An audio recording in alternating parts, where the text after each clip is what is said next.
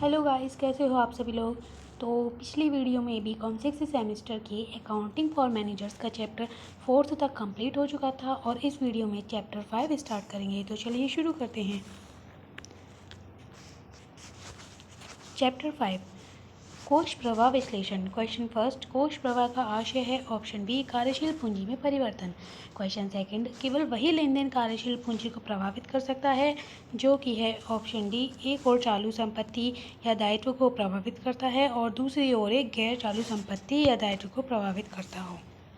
Question third, चालू संपत्तियों अथवा चालू दायित्वों का खाता और एक गैर चालू खाता प्रभावित करने वाला सौदा है ऑप्शन डी उपयुक्त सभी। क्वेश्चन फोर, निम्नलिखित में से कौन सा कार्यशील पूंजी में परिवर्तन नहीं लाता है ऑप्शन ए माल का नकद क्रय। क्वेश्चन फाइव, निम्नलिखित में से किससे कोषों का प्रभाव होता है ऑप्शन सी फर्नीचर का क्रय।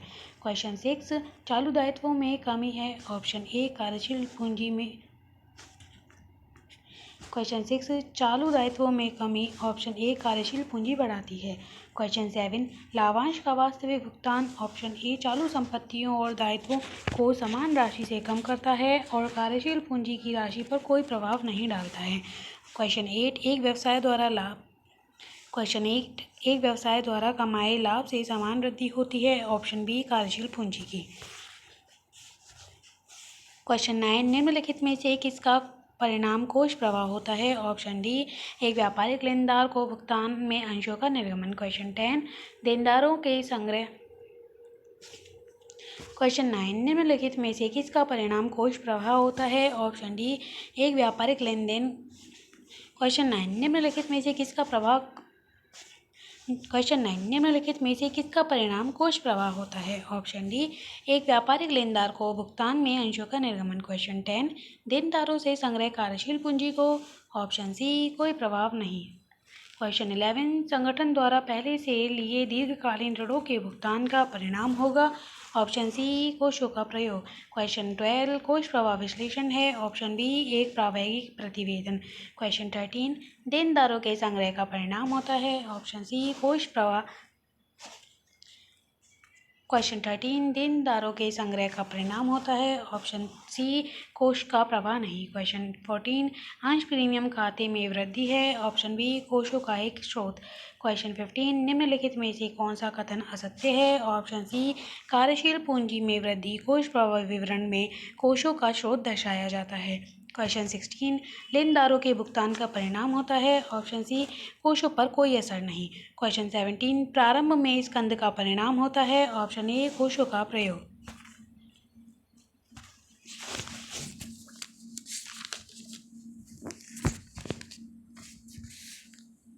क्वेश्चन 18, निम्नलिखित मदों में से कौन सा कार्यशील पूंजी का संभावित प्रयोग होता है ऑप्शन सी संचालनों से शुद्ध हानि। क्वेश्चन 19, व्यापारिक क्रियाओं में हुई हानियों के कारण ऑप्शन सी कोषों का प्रयोग होगा। क्वेश्चन 20, क्रय के कारण एक स्थायी संपत्ति में वृद्धि ऑप्शन बी कोषों का प्रयोग। क्वेश्चन 21, अंशधारियों को वितरित लाभांश और वर्ष में भुगतान किए गए कर कोषों। क्वेश्चन 21, अंशधारियों को वितरित लाभांश और वर्ष में भुगतान किए गए कर को कोषों का प्रयोग दर्शाया जाता है जब लाभांश के लिए और करों के आयोजन के लिए। क्वेश्चन 21, अंशधारियों को वितरित लाभांश और वर्ष में भुगतान किए गए कर को कोषों का प्रयोग दर्शाया जाता है जब लाभांशों के लिए और करों के लिए आयोजन डैश को माना जाता है ऑप्शन बी गैर चालू दायित्व। क्वेश्चन 22, क्रय के कारण एक संपत्ति में वृद्धि ऑप्शन बी कोषों का प्रयोग। क्वेश्चन 23, प्रतिभूति प्रीमियम खाते में वृद्धि है ऑप्शन बी कोषों का स्रोत। क्वेश्चन 24, नए अंशों का निर्गमन ऑप्शन बी का परिणाम रोकड़ का स्रोत होता है। क्वेश्चन 25, निम्नलिखित में से कौन सा लेन देन का परिणाम कोषों के प्रवाह के रूप में नहीं होता है ऑप्शन ए जब एक चल संपत्ति का अन्य चल संपत्ति में परिवर्तन होता है। क्वेश्चन 26, कोष प्रवाह विवरण उपयोगी है ऑप्शन सी लिए गए कोषों। क्वेश्चन 26, कोष प्रवाह विवरण उपयोगी है ऑप्शन सी लिए गए कोषों के स्रोतों और इनके प्रयोग के जानकारी के लिए। क्वेश्चन 27, कोष प्रवाह विश्लेषण जिस प्रारूप में प्रस्तुत किया जाता है उसे कहा जाता है ऑप्शन डी उपयुक्त सभी। क्वेश्चन 28, वित्तीय स्थिति में परिवर्तनों का विवरण सारांश प्रदान करता है। ऑप्शन सी उद्यमी की दीर्घकालीन वित्तीय और विनियोजन क्रियाएं। क्वेश्चन 29 निम्नलिखित में से कौन एक चालू संपत्ति नहीं है। ऑप्शन सी संचालनों पर। क्वेश्चन 29 निम्नलिखित में से कौन एक चालू संपत्ति नहीं है। ऑप्शन सी संचालकों पर बकाया राशियाँ। क्वेश्चन 30 विनियोग का विक्रय बतलाता है। ऑप्शन बी स्रोतों का। क्वेश्चन 30 विनियोगों का विक्रय बतलाता है। ऑप्शन बी कोषों का स्रोत। क्वेश्चन 31 निम्नलिखित में से कौन सा स्रोत। क्वेश्चन 31 निम्नलिखित में से कौन सा कोषों का प्रयोग है। Option B. क्वेश्चन 31 निम्नलिखित में से कौन सा कोषों का प्रयोग है। ऑप्शन ए लाभांश का भुगतान। क्वेश्चन 32 निम्नलिखित में से एक का वित्तीय प्रबंध। क्वेश्चन 32 निम्नलिखित में से एक का वित्तीय प्रबंध के उपकरण की तरह प्रयोग किया जाता है। ऑप्शन बी कार्यशील स्रोतों के प्रवाह।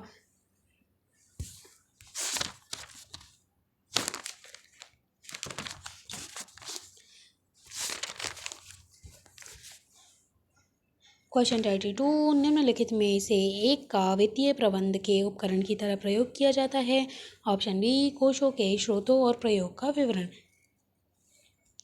क्वेश्चन 33 संचालकों से सृजित कोषों पर पहुंचने के लिए सामान्य संचय को हस्तांतरण के लिए लाभानी खाते में समायोजित की गई राशि। ऑप्शन ए रिपोर्टेड लाभों में वापस जोड़ी जाएगी।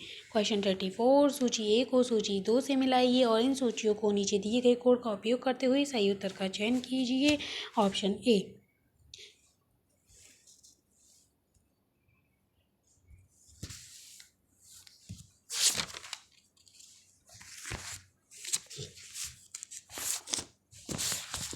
क्वेश्चन 43 कोष प्रभाव विश्लेषण में।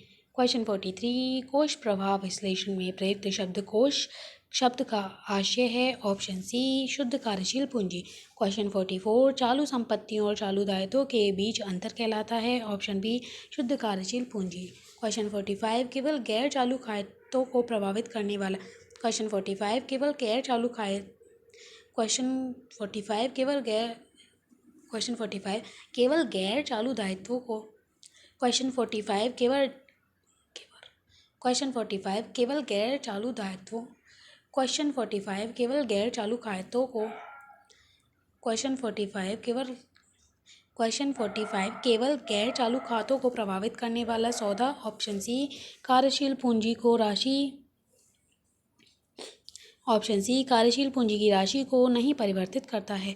क्वेश्चन 46 बतलाइए निम्नलिखित में से कौन सा कोष के प्रवाह को प्रभावित करता है। ऑप्शन बी चालू और गैर चालू खातों को प्रभावित करने वाला लेन देन। ऑप्शन बी चालू और गैर चालू खातों को प्रभावित करने वाला लेन देन। क्वेश्चन 47 जब बिक्री हानि पर की जाती है तो नकद या उधार बिक्री कार्यशील पूंजी को। ऑप्शन बी घटाती है। क्वेश्चन 48 कार्यशील पूंजी घटती है जब। ऑप्शन ए चालू संपत्तियों का दीर्घकालीन ऋणों के भुगतान के लिए प्रयोग किया जाता है। क्वेश्चन 48 अंशतः दत्त ऋण पत्रों का समता अंश में परिवर्तन। ऑप्शन डी कोषों पर कोई असर नहीं पड़ेगा। क्वेश्चन 50 वित्तीय स्थिति में परिवर्तनों के विवरण में राशि को रिपोर्टेड शुद्ध आय का एक समायोजन माना जाता है क्योंकि राशि। ऑप्शन बी कार्यशील पूंजी को कम नहीं करता। क्वेश्चन 51 कार्यशील पूंजी डैश से प्रभावित नहीं होती है। ऑप्शन सी उपरोक्त दोनों से। ऑप्शन सी उपरोक्त दोनों से। क्वेश्चन 51 कार्यशील पूंजी डैश से प्रभावित नहीं होती है। ऑप्शन सी आ और व दोनों से। क्वेश्चन 52 अतिरिक्त समतांशों के निर्गमन का परिणाम होता है। ऑप्शन ए चालू संपत्तियों का अंतर्वाह और कार्यशील पूंजी को बढ़ाता है। क्वेश्चन 53 दीर्घ अवधि के उधार जैसे ऋण पत्रों का निर्गमन। ऑप्शन ए चालू संपत्ति और कार्यशील पूंजी को बढ़ाता है। क्वेश्चन 54 कोष प्रभाव विश्लेषण व्यवसाय अवधि की।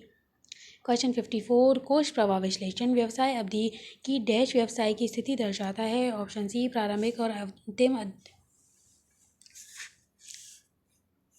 क्वेश्चन 54 कोष प्रभाव विश्लेषण व्यवसाय की अवधि की डैश व्यवसाय की स्थिति दर्शाता है। ऑप्शन सी प्रारंभिक और अंतिम अवधि के बीच। ऑप्शन सी प्रारंभिक और अंतिम तिथियों के बीच। क्वेश्चन 55 स्थायी संपत्तियों पर राशि। ऑप्शन सी कोषों का प्रवाह नहीं। क्वेश्चन 56 यदि करारोपण के लिए आयोजन एक चालू दायित्व माना जाता है तो कर का भुगतान है। ऑप्शन ए कोषों का एक प्रयोग। क्वेश्चन 57 विपणन प्रतिभूतियों का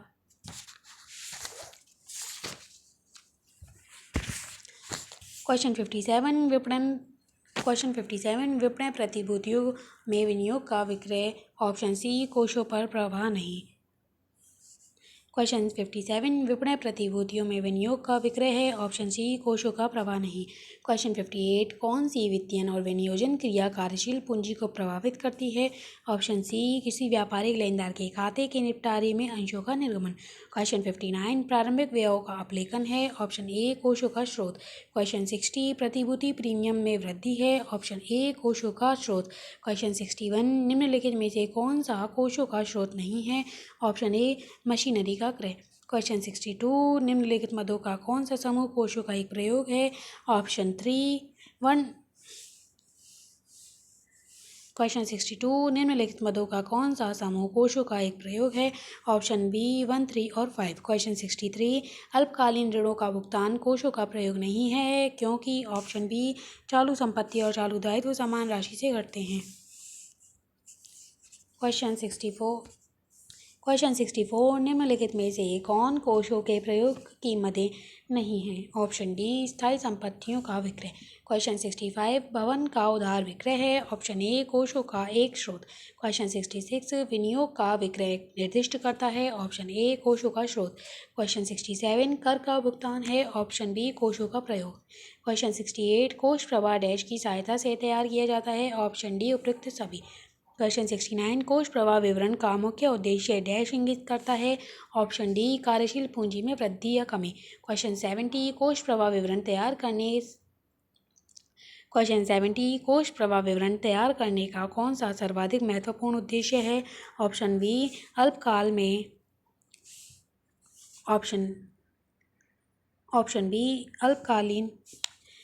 ऑप्शन बी अवधिकाल में कोषों के प्रवाह का अवलोकन। क्वेश्चन 71 कार्यशील पूंजी में परिवर्तनों का विवरण डैश की सहायता से तैयार किया जाता है। ऑप्शन ए चिट्ठे की मदें। क्वेश्चन 72 अर्जित शुद्ध लाभ जमा गैर कार्यशील पूंजी व्यय बराबर है। ऑप्शन ए संचालनों से प्रदान किए गए कोष। क्वेश्चन 73 निम्नलिखित में से एक कोष प्रवाह विश्लेषण का उद्देश्य नहीं है। ऑप्शन बी वैधानिक अपेक्षाएं। क्वेश्चन 74 अर्जित शुद्ध लाभ जमा गैर रोकड़ व्यय है। ऑप्शन ए परिचालनों द्वारा प्रदान किए कोष। क्वेश्चन 75 कौन सा चालू दायित्व है। ऑप्शन डी बैंक अधिविकर्ष। क्वेश्चन 76 कथन एक संपत्ति के क्रय हेतु किया गया अंशों का निर्गमन कोष प्रवाह विवरण के दोनों ओर दिखाया जाता है। कारण कोष प्रवाह विवरण वह प्रकट करता है जो आर्थिक चिट्ठे में नहीं दिखाया जाता है। ऑप्शन बी कथन और कारण दोनों सही हैं और कारण सही स्पष्टीकरण नहीं है।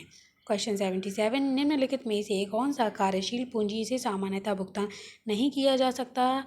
ऑप्शन सी ऋण पत्रों का शोधन।